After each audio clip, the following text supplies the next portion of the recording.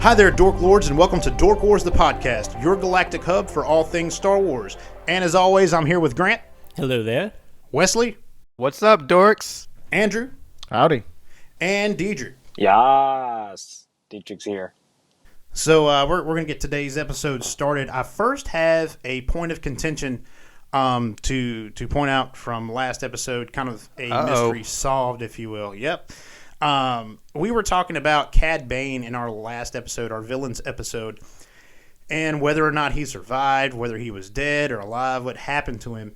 I was actually watching the Yoda Chronicles. It's a Lego show. My daughter has finally gotten into Star Wars. She'll be 3 this year, and so I started her off with some Lego Star Wars stuff. Pretty funny. I actually enjoyed it more than she did. But there is a scene where they are in Mos Eisley after A New Hope, and they're going around to the different spaceports in Mos Eisley, and they open a spaceport, and there's Jabba the Hutt, and beside him is none other than Cad Bane in a Lego form, and they rush after Han Solo and Luke Skywalker and the gang. Pretty cool. So Cad Bane is definitely still alive, and I'm alive. I'm glad we could clear that up. I don't know if those Lego movies are canon, but they're I like canon. How you use your daughter as an excuse to watch the show. Well, yeah, I probably would have watched it anyway. But yeah, Lego Star Wars is awesome. I grew up playing the Lego Star Wars games, and they didn't talk or anything back then. They just had grunts and movements, and it was actually pretty cool. Yeah, it's pretty fun. So I'm pretty sure that they're not supposed to be taken as canon.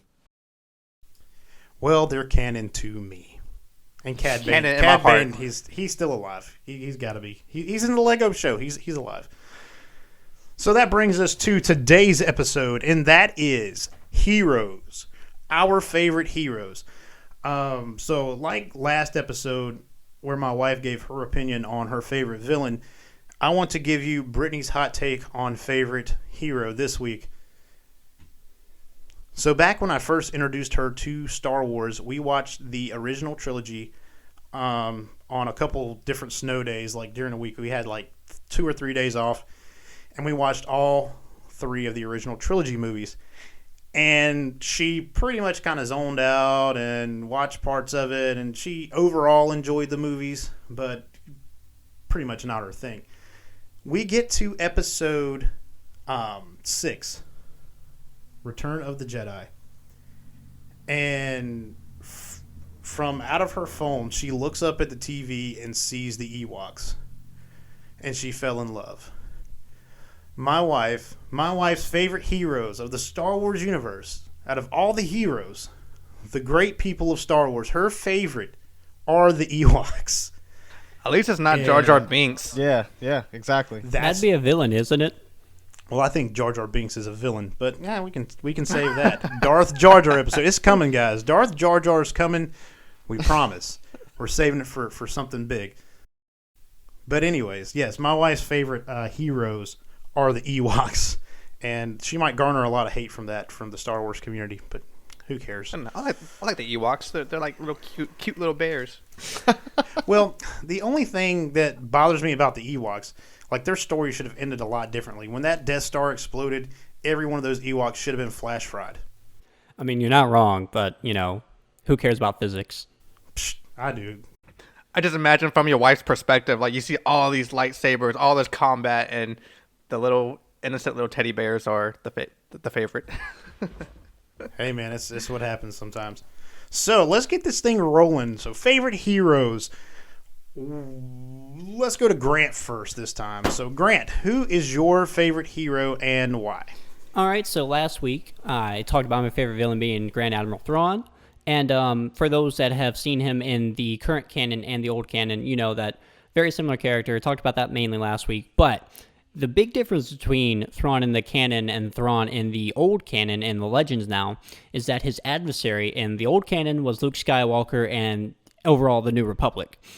In this version of the canon, his main adversary, which is my favorite hero, is Ezra Bridger.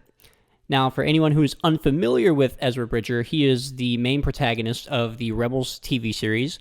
It's an animated series, but the Ahsoka show is technically a sequel to that show. So if you're planning on watching Ahsoka in the future when it comes out, I would highly, highly recommend that you go back and watch both the Clone Wars and Rebels.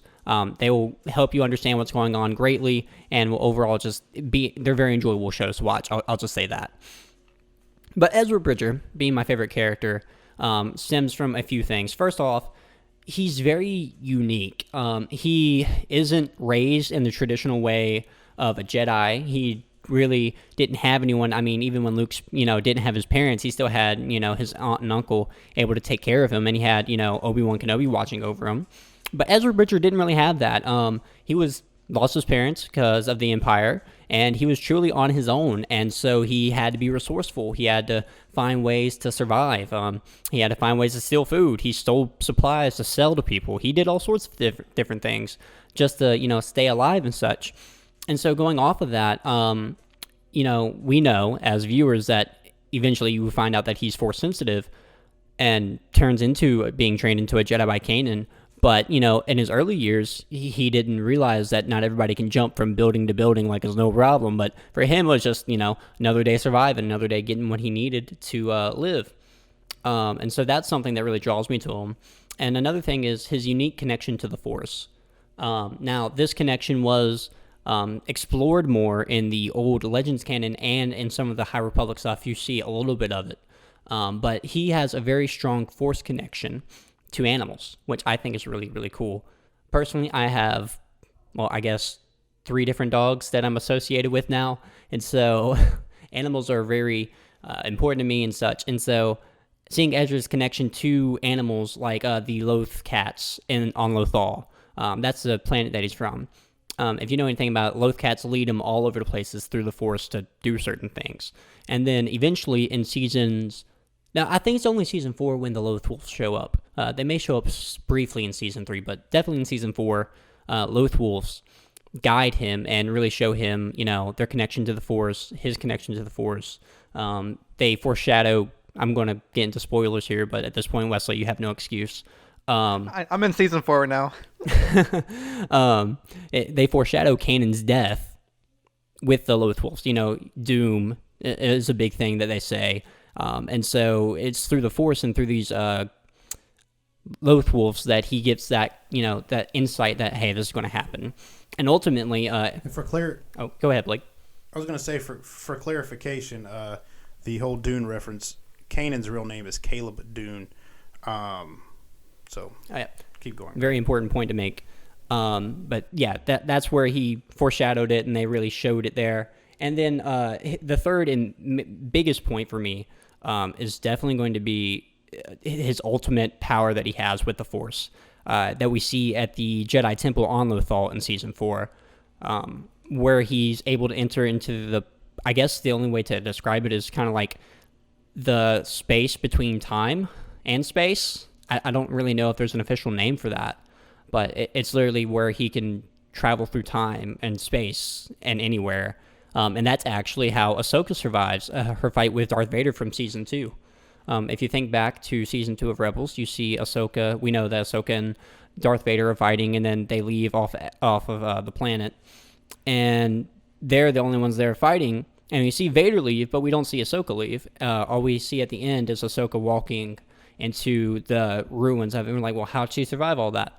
And that's explained in Season 4 by Ezra's power. He pulls her through the time portal, I guess is the best way to say it, and then ultimately saves her life and ends up helping her realize that, hey, I'm going to be gone, and you're going to have to come save me in the future with Sabine, is basically what he told her.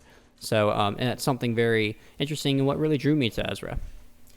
So the biggest thing that I got from your description of Ezra is that he will probably be the founder of Space PETA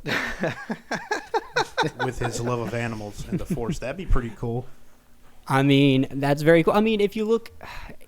Well, another thing about the animals is he used his Force connection with animals to really take down Grand Admiral Thrawn and the Empire over Lothal.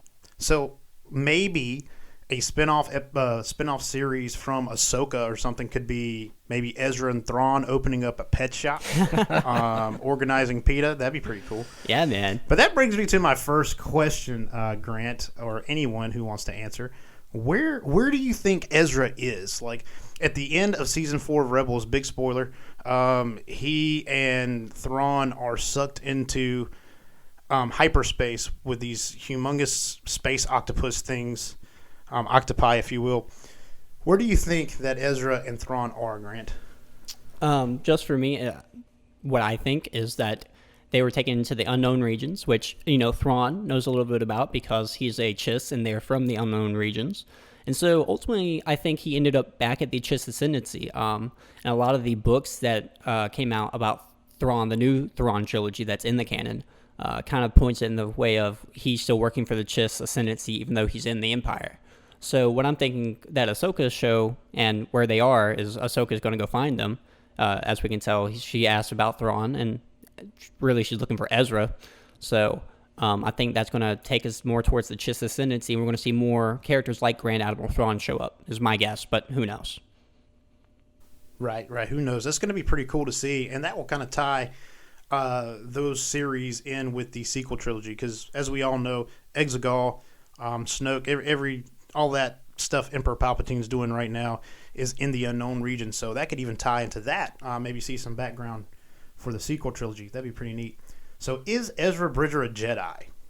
That's something that I struggle with. I don't know if he's really a Jedi or if he is just a light side Force user who has a lightsaber. There is a difference. There is a distinct difference. For me, though, I don't know that Ezra is actually a full-fledged Jedi. Yes, he uses a lightsaber. Yes, he uses the Force, and he was trained in the Jedi ways. He talked to Master Yoda. He went to the Jedi temples.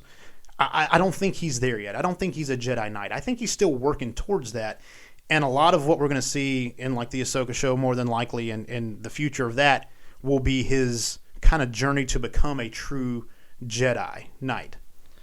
Yeah, exactly. And right now, there's no Jedi Council to really answer those kind of questions, because before, they could make a decision like, okay, yeah, we will title you as a Jedi Master or a Jedi Knight, but now it's just Ezra and was it Kanan, and so I don't know. I don't know what test he has to go through to be proven a Jedi Master, or if he's the only Jedi he knows now, then he can self-declare himself as, I'm a Jedi Master. That's true. He could just be kind of like Luke Skywalker. Yoda and Obi-Wan kind of passed a torch to Luke, and they pretty much tell him he's the future of the Jedi, that the whole order is basically in his hands. But if Ezra still thinks he's the only Jedi out there, he could possibly start his own order of Jedi, maybe mix with Luke's sometime. I don't know. It'll be neat to see. So Ezra's weapon in the early days of Rebels was kind of strange. It shot blaster balls that kind of stunned people, and it was also a lightsaber. So I think that weapon's pretty useless. What do you guys think about the lightsaber blaster combo? It was pretty cool. I liked how Kanan used it, because that was the first time he used sort of the combo of using it as a lightsaber and then shooting some of those little blaster balls at people. So when he, dual wielded that way, that was pretty cool. I mean, it kind of goes against all Jedi beliefs, though, doesn't it? Isn't the whole point of being a Jedi to be defensive, and that's why their only weapon is a lightsaber? Well, to be fair, it was a stun weapon more than actually a blaster bolt, which is kind of, I think, what the point was. And so it isn't technically killing them. So would that in turn go against the Jedi way of being defensive? I don't think so. Yeah, but I know one Jedi Master who would definitely hate on that weapon, and that's going to be Obi-Wan Kenobi, dude. Obi-Wan Kenobi finds blasters so uncivilized. We all know this. So for him to have a blaster slash lightsaber, I think poor Obi-Wan's probably rolling. Well, he wasn't rolling. He was alive at the time. Obi-Wan probably felt that in Force, was like, that's just wrong, dude. Makes me wonder what his reaction would have been had Ezra met him earlier than he did. Yeah, that would have been fun to see. He would have called him uncivilized. That's what would have happened. So Ezra Bridger, great hero. He's still got a big future in the Star Wars universe. and we're going to take it over to Wesley. Wesley, who is your favorite Star Wars hero, and why do you like that person? Yeah, so my favorite hero is the one, the only, Babu Frick. Hey, hey! Babu Frick! Babu Frick. That's all I have. Just kidding. But seriously, though, picking a favorite hero was very challenging. I mean, there were a ton of good choices to pick from. You know, you got the popular heroes like Han Solo and Chewie, or even the always clutch astromech droid R2-D2. And I even had strong considerations for Anakin's baby mama, the diplomatic connoisseur herself, Padme Amidala. But ultimately, there was only one right answer for me, which was Mr. Samuel L. Jackson, a.k.a. Mace Windu. Nice, dude. Yeah. Mace Windu is well known for being that dude with a purple lightsaber, which was ultra rare and unmatched. It was very unique, and we will probably never see another Jedi with a purple lightsaber. And probably the second most important thing about Mace Windu was that he was a powerful Jedi Master who served on the Jedi Council.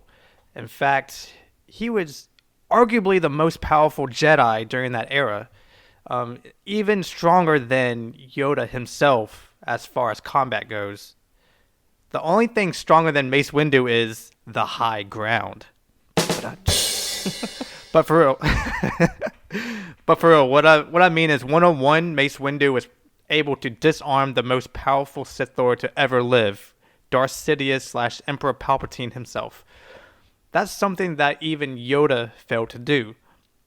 So based off of that and what we could see on screen, I think that Mace Windu had the situation under control. Of course, until, Anakin showed up and caused Mace Windu to get thrown out the window. I mean, window. Oh. Can we add a thank you in post? I'll be here all day. Thank you.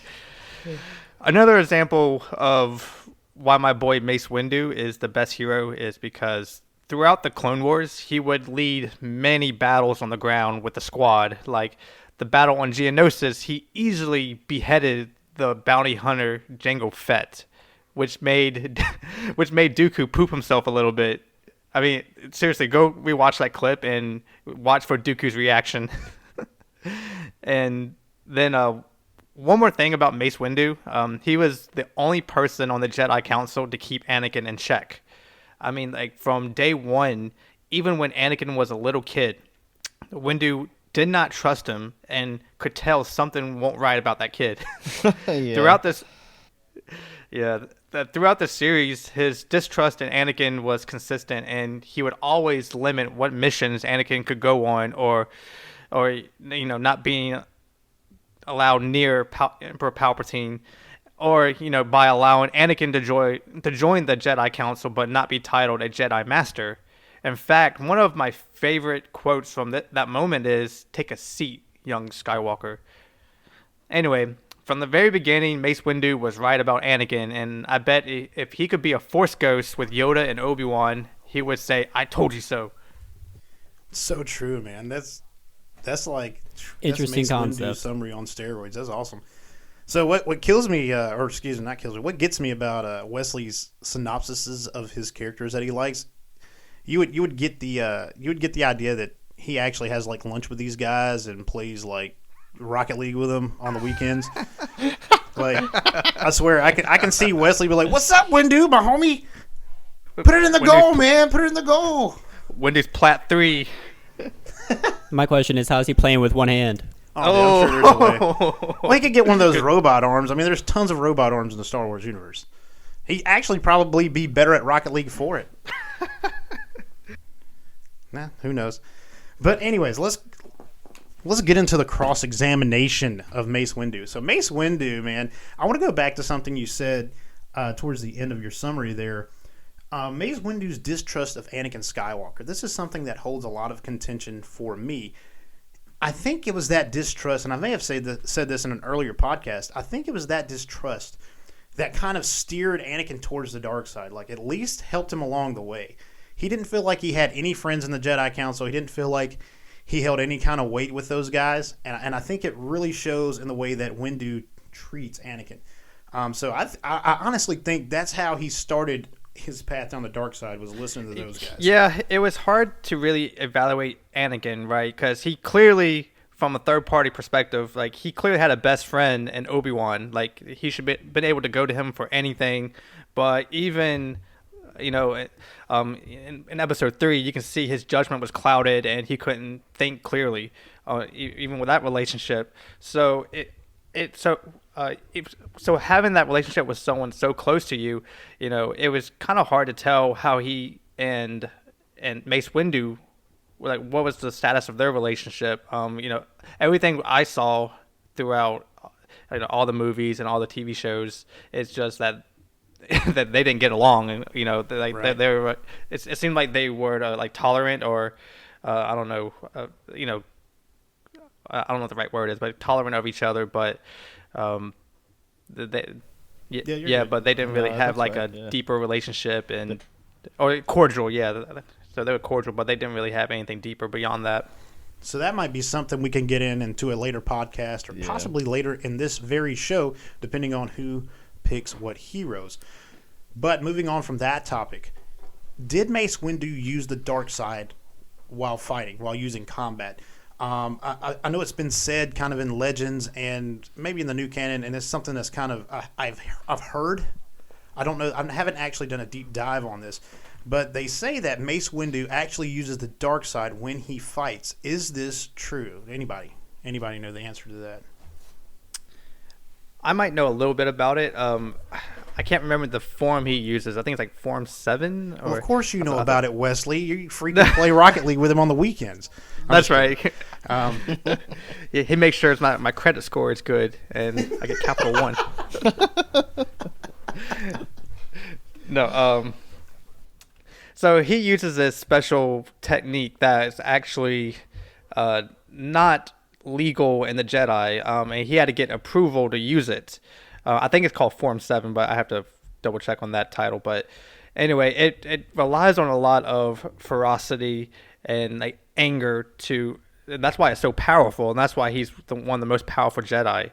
And in fact, I read this article that said that even Anakin wanted to learn that technique, but it was shot down by the council, and of course, Mace Windu definitely had a hand in that to reject that request, just because of he didn't trust Anakin. Well, I know in the new canon, or in the High Republic era, they actually mention what it takes to be considered a Jedi Master, and you actually have to complete a training of an apprentice.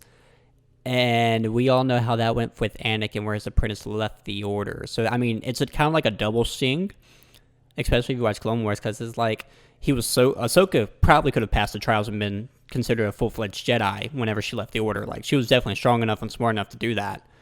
And it's just kind of like, if that had happened, Anakin could have been considered and actually put on the council as a master. So it's very interesting and very probably another podcast topic in the future, but seeing how Palpatine actually manipulated it to where Anakin couldn't be put on the council actually. Yeah, I think Mace Windu's willingness to use the dark side in his combat, but not letting Anakin use the dark side in his combat, or Form 7, which is more aggressive style, like we've said. I don't know. It all kind of goes back to I think Mace Windu did some harm to old Anakin Skywalker back in the day. So, my next question: is Mace Windu a Grand Master of the Jedi? We have seen in the High Republic books that have just come out in the last couple months that there can be multiple Grand Masters of the Jedi. And growing up in Legends, even in the new Disney canon before these books came out, I always assumed that the Grand Master was the one Jedi that led all the other Jedi. And I think most people would concur on that. Most people would agree with me that that's what we thought. But now, going back and reading these new High Republic books, there are multiple masters, or Grand Masters rather, of the Jedi Order. So is Mace Windu a Grand Master? And if he isn't, why isn't he a Grand Master? He definitely could be. I mean, you obviously, like, I don't know, like you were mentioning earlier, I think that he did have a lot of sway in a lot of the points because I feel like he was the strongest argument against Anakin. And you could see Yoda could sense, what Mace Windu could sense, but still had hope and was hesitant. So it could be. Yeah, I just wish they would have stated that in the movies. Like, I guess they never really state that. Did they ever really state that Yoda is the Jedi, the Grand Master of the Jedi? Did they say that in the movies? I'm not sure. I was just wondering that too. Like, I don't recall hearing that either. And as a kid, I always thought that like Yoda was the head in charge of everything, but I felt like Mace Windu was like second in command. Yeah, and that's kind of what it seems. And if you look at the Legends material now, in those books, he's definitely referred to as Grand Master of the Jedi, the one and only Grand Master of the Jedi. But I guess with the new Disney canon, we don't really know if Mace Windu was kind of on the same tier as Yoda. Were they kind of co-leading the Jedi? Was he number 2? And I think we should explore that. I'd like to see some stuff on that. And Clone Wars was probably a good place to explore that, but I don't think the multiple Grand Master kind of idea was around during the production of that show. Yeah, I think based on some of the stuff that they put out that's in the canon now, I think, through like some of the comics and other books material that they put out, Mace Windu is referred to as a Master of the Order and not a Grand Master.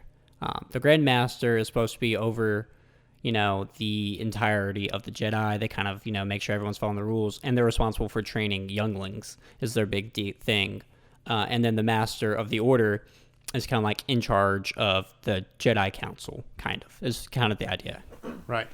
I would hate that role. I would hate like be so successful and so good and get to the very top of everyone, and they say, okay, now go train all these little babies how to hold a lightsaber. And going back to my current thing with Mace Windu, you really don't want him teaching kids. Look how you treated Anakin. Like, Mace Windu's not very good with kids. I mean, how many R2-D2 beeps are going to happen with the kids? How many F-bombs is Samuel L. Jackson gonna drop working with the young? I wonder if he has a baby mama out there. Like, I would love to have like this whole side story of like Mace Windu's wife and kids and have a whole show about that. Papa Windu, that'd be awesome. That'd be a good show. Yeah. So Disney Plus, if you're listening, Papa Windu coming to Disney Plus, maybe next fall. We can make that work. So Mace Windu, if I need any kind of advice from Samuel L. Jackson, I'm going to ask Wesley, who plays games with him on the weekends. So next up, we have Andrew. Andrew, who is your favorite Star Wars character and why? So my favorite Star Wars character is Qui-Gon Jinn. And that's just because I think he's just the coolest character in the entire Star Wars universe. No, yeah, I mean Liam Neeson is really cool. Just a really good actor, and like you said, Qui-Gon has such a short stint on the first episode, but it has such significance in the whole series. That's what stands out to me about Qui-Gon. Yeah, he's steeped in a lot of mystique and a lot of mysticism, especially in the old Legends material. I know I've brought that up a couple of times, but I don't know if any of you guys know this, but actually in the Legends material, he learned from the Wheels of the Force. And when I say the Wheels of the Force, those were kind of like the gods of the Force, if you will. They pretty much kept to it. They kind of were the Force. They were very mysterious, but it was said that Qui-Gon Jinn actually traveled to these beings and learned how to become one with the Force after death and to bring his personality back and to retain his personality after death through the Force by talking to the Wills. And a lot of that comes from that kind of mysticism that we associate with Qui-Gon Jinn. He was a good fighter. He was good in combat. But, dude, Qui-Gon he's like a space wizard. Like, we talk about Jedi being the space wizards. He's like one of the biggest wizards there is out there, in my opinion, at least. Yeah, he's also considered by many people to be a great Jedi, one of the first great Jedi. And I mean, he's got such good, his importance in the series is kind of insane and is mostly expanded on in the Legends.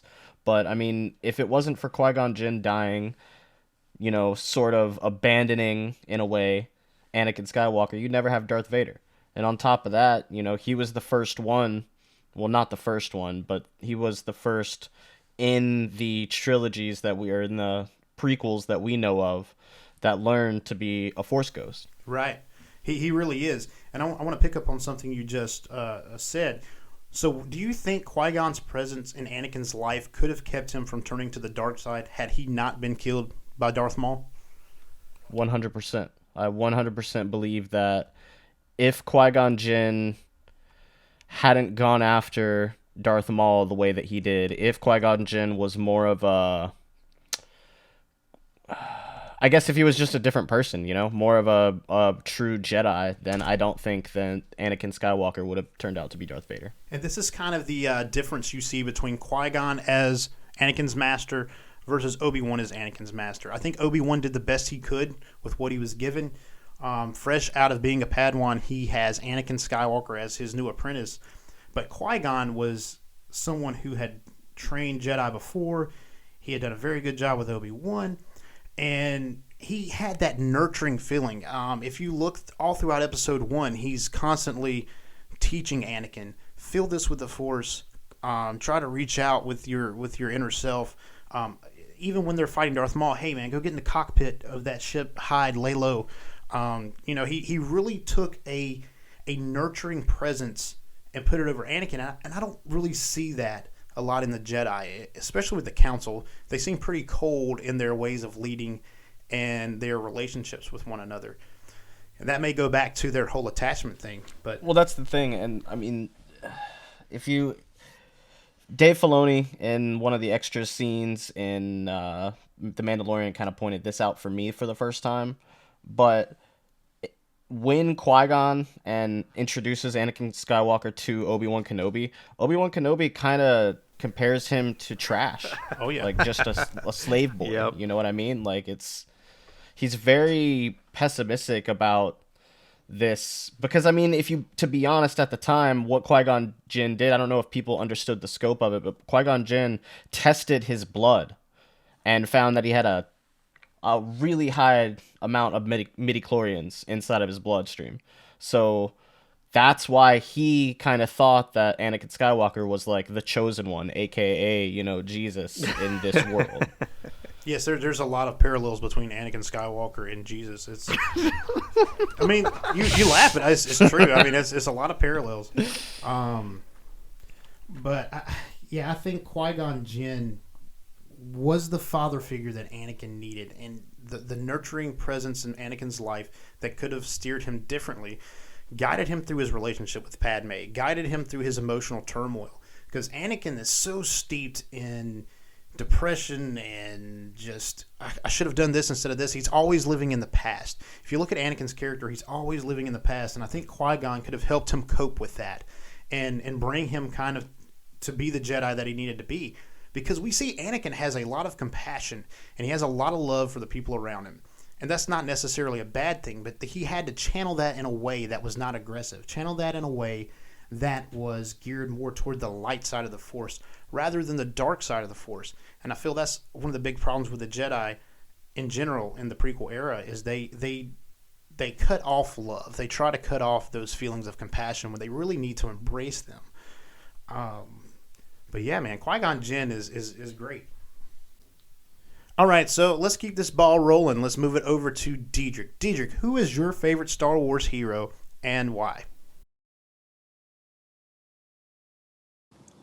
My favorite hero, thanks for asking, is Anakin Skywalker.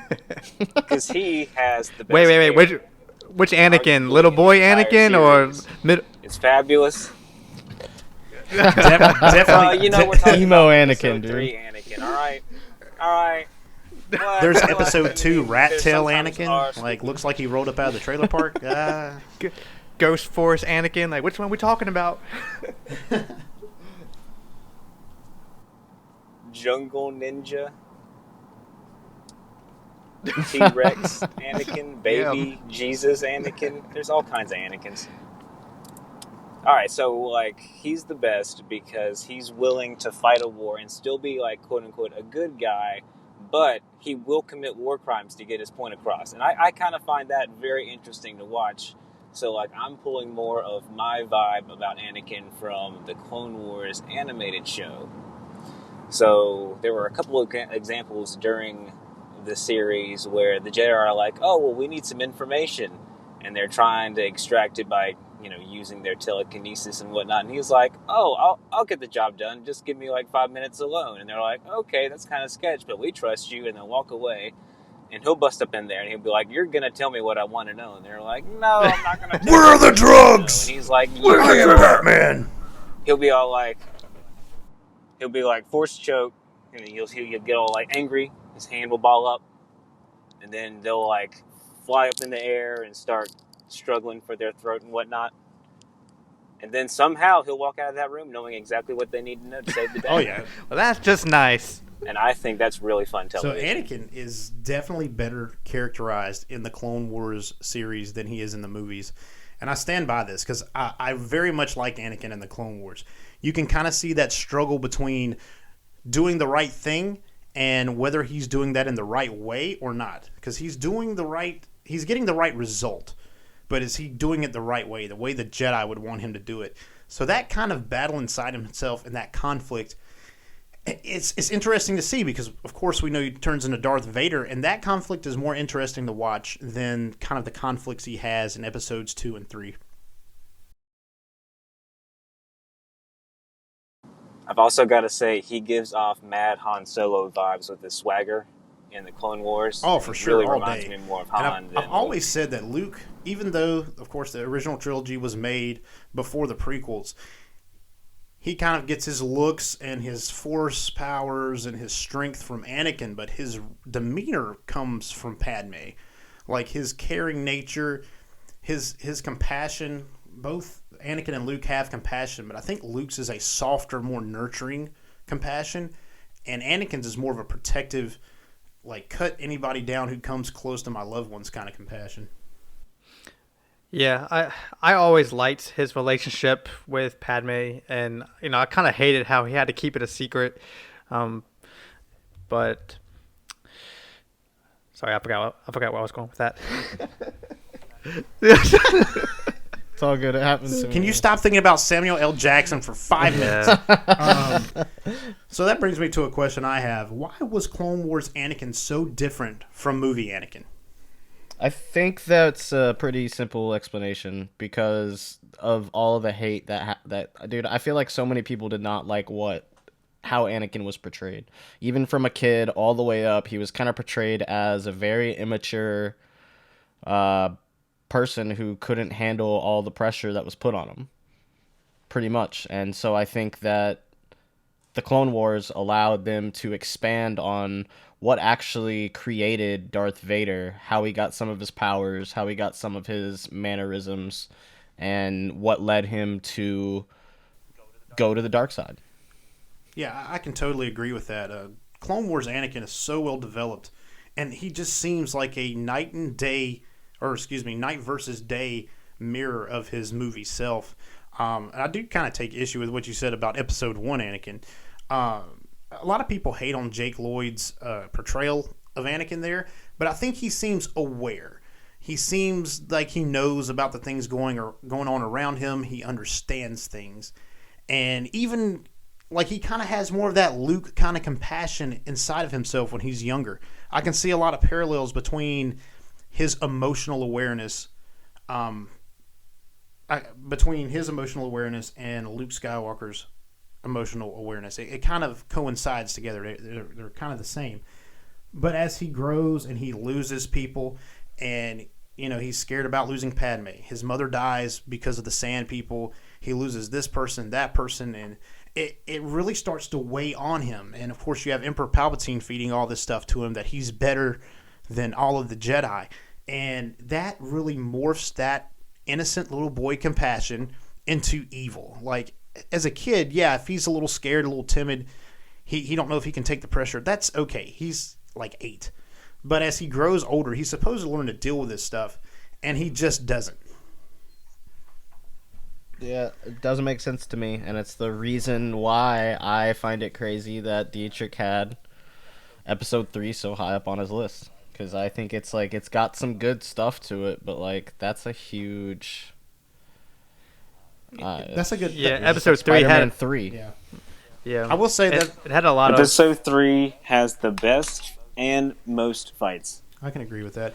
That okay? See, and I can agree with that kind of. It did. So that's an excellent plug for a past episode. If you missed it, episode number 2 of Dork Wars, the podcast, was our favorite movies. If you haven't listened to that, go back and listen to that. It's a great, great episode.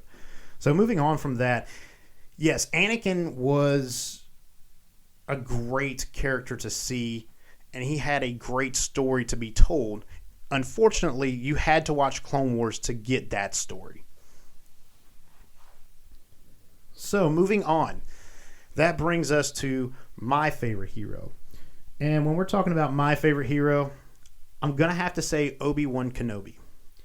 So Obi-Wan Kenobi starts out in episode 1 as kind of an elitist, kind of jerk, in my opinion. I know Andrew had said it a little bit earlier in the episode, but when Qui-Gon introduces Anakin to him, he kind of writes him off as like,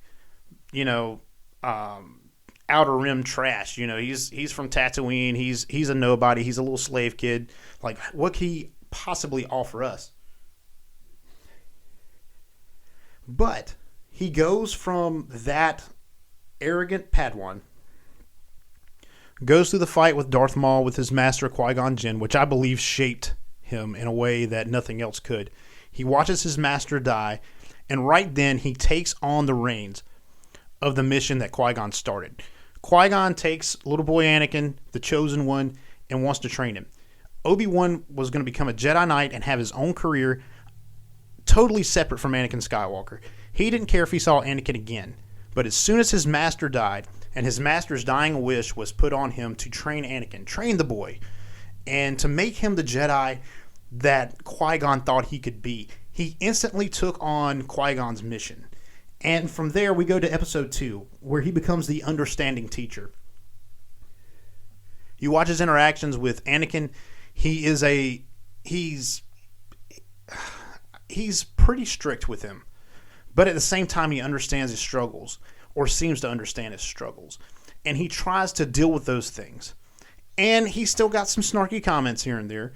You can kind of see that kind of jerky attitude here and there by some of the things he says. Maybe he's not quite as nurturing as he should be, but he is a good teacher to Anakin. He's taught him how to be a Jedi. He's taught him force powers, abilities, lightsaber combat, and he's really taken Anakin under his wing, and you can tell that he really thinks highly of Anakin, even in episode 2. Fast forward through the Clone Wars, they work very well together through the Clone Wars. Probably the best, some of the best interactions between those two characters are in the Clone Wars. You can kind of see that brother idea that comes up in episode 3. You can see that start happening in the Clone Wars, and as the Clone Wars go on, they just get closer and closer, and it becomes less of a master-student type of relationship to like a brotherly relationship.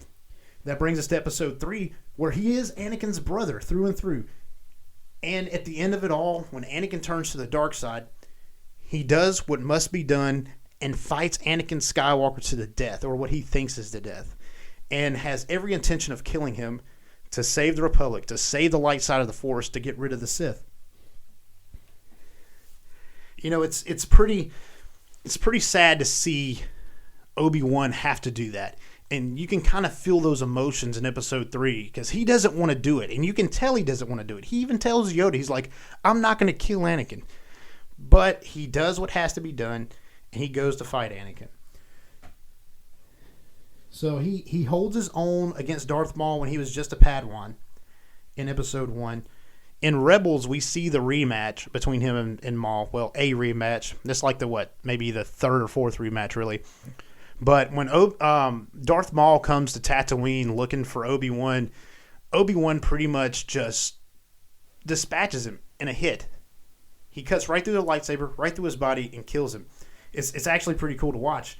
That was a cool scene. It was very cool. And some people say it's too short. I think it was just right. It shows how much Obi-Wan has grown in maturity and in combat. You can actually see him when he's about to fight Maul. He kind of takes his Clone Wars stance, where he's going to fight him like he's in Clone Wars, and then he comes back down to his A New Hope stance, where he fights Vader, where he's got the two hands in a very defensive style looking lightsaber stance.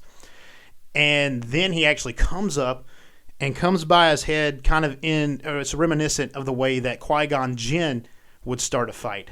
And that all has to do with the lightsaber forms. I'm not really clear on which lightsaber form Qui-Gon Jinn was fluent in. That's pretty cool.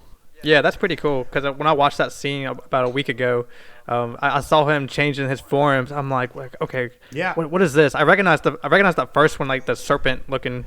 Yeah, stance, he's got his two fingers like, I'm coming after you, dude. That is his combat. Yeah. That is his combat stance. He's coming after you. That is the war in him. He is a warrior at that point. He is a hardened general. I'm going to do what needs to be done for the Republic. And then he thinks he calms himself down. He's like, no, I'm not a warrior. I am a Jedi Knight. I am a peacekeeper.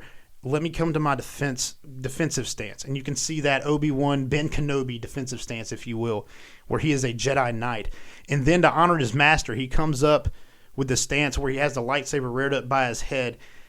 And then we see the fight take place, and Maul actually tries to kill Obi-Wan the way he did Qui-Gon. But Qui-Gon's seen it before. He's mature. He is a complete Jedi master. And he dispatches Maul right off the bat. That scene holds so much for me. And it kind of just the form change shows the development of Obi-Wan Kenobi from Episode 1 until that point in the Star Wars universe. Wasn't Darth Maul your favorite villain? Darth Maul was my favorite villain. Yes, sir. So, and I didn't even think about this, but they're kind of two sides of the same coin. Maybe that's why I like Obi-Wan and Darth Maul. But I think it's... Yeah, exactly. Yeah, I just love that dynamic they have. And then, of course, Obi-Wan goes into exile to train Luke when he's ready, when he's old enough. I think that takes a lot of maturity to not go out and fight the Empire. Because Obi-Wan probably could have made some strides with the rebellion. He probably could have helped the rebellion out a lot in those early years. But he chose to stay back. He chose to stay hidden so he could train who he believed to be the chosen one. Because in that actual scene with Darth Maul asks Obi-Wan if he thinks that Luke is the chosen one, and Obi-Wan says he thinks Luke is the chosen one. I think that's a pretty cool point of contention. Yeah. So my only thing about Obi-Wan is, why did he name baby Luke like Luke Skywalker? Like, why did he give him that last name if he's trying to keep him hidden? Yeah, and puts him on Tatooine with Anakin's stepbrother. So Darth Vader, in all of his wisdom, is not going to think, you know what, maybe I should go check on my stepbrother on Tatooine. Maybe he's hiding a little me out there. I mean, tie up some loose ends. But I think the big thing is Vader wasn't supposed to know that Anakin and Leia existed. Or excuse me, Luke and Leia existed. I misspoke there. But I kind of find that hard to believe. I mean, as big as the Force is, as powerful as the Force is, and if you read Legends, members of the same family had like a lot of kind of Force intuition on each other. People who were close by blood, like even Luke and Leia in the original trilogy, have like this weird kind of Force connection even before they knew they were brother and sister. Even before they kissed. Yes, even before the slight amount of incest that we bring up from time to time. Slight amount? But yeah, that's my case for Obi-Wan. Does anyone else have any thoughts on Obi-Wan Kenobi? Dude, he's got one of the most iconic battles of all time. Honestly. Like, he does the good old suicide by lightsaber. Yeah. Suicide by Dark Lord, dude. I didn't even bring that up. That shows such a maturity too. I mean, if you look at he sacrifices himself to become one with the Force so that Luke can kind of take the reins and be the one to fight Vader and to defeat the Sith. And he was able to guide Luke more completely as a Force ghost, I believe. And that's why he did it. There's actually a remake of that scene online somewhere. I'll have to post the YouTube video on our Facebook page. So go check that out, everyone. On our Facebook page, that is facebook.com/Dork Wars Podcast. Yes, they remake that scene, and it's like it's not any kind of elaborate duel like the prequels, but there's like a lot of force action. The lightsaber battle is a little bit more involved. It's a little bit less stagnant, and I think it would really serve the original trilogy if that was the lightsaber battle we could see. Obviously, we can't, and I think it's good to keep it in its original form just because of the history. But that scene, go and watch that YouTube video. It is epic. It is an epic fight. So that brings us to the end of another episode of Dork Wars, the podcast. We thank all the Dork Lords out there for listening. Go like our Facebook page. Go like our Twitter. Retweet our stuff. Share our stuff. Like our stuff. Share with your friends. Let them know. If you know someone who likes Star Wars, they'll probably like our podcast. So with that, until next week, thank you, and may the Force be with you. Thank you for supporting Dork Wars, the podcast. You can check us out on facebook.com/Dork Wars, the podcast. And if you would like to join in on the discussion or maybe suggest topics for us to discuss, please do so by joining our Discord community or sending us an email at dorkwarspodcast@gmail.com. This has been a... Wait, are we going? Is this for real? Production.